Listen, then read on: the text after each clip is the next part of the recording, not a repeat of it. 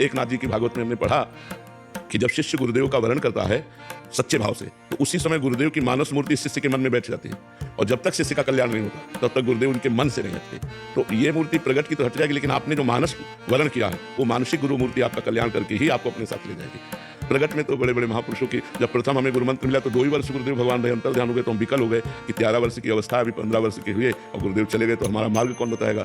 फिर गुरुदेव ने ही धैर्य दिया, फिर महावाक्य के जो गुरु जी मिले, फिर उनसे मार्गदर्शन, फिर संन्यास मार्ग का दर्शन, फिर अब ये तो गुरुदेव रूप बदलते गए और हाथ पकड़ कर आगे चलाते गए।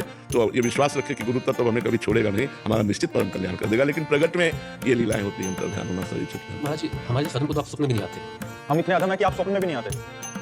आना स्वप्न में या ना आना कोई खास बात नहीं है। स्वप्न में आना या ना आना कोई खास बात नहीं है। हमारा प्रगट में भाव दिव्य होना चाहिए। स्वप्न में कभी कभी हमारा मन ही गुरु बनकर के दर्शन दे देता है, स्वप्न में मन ही तो सारा खेल करता है।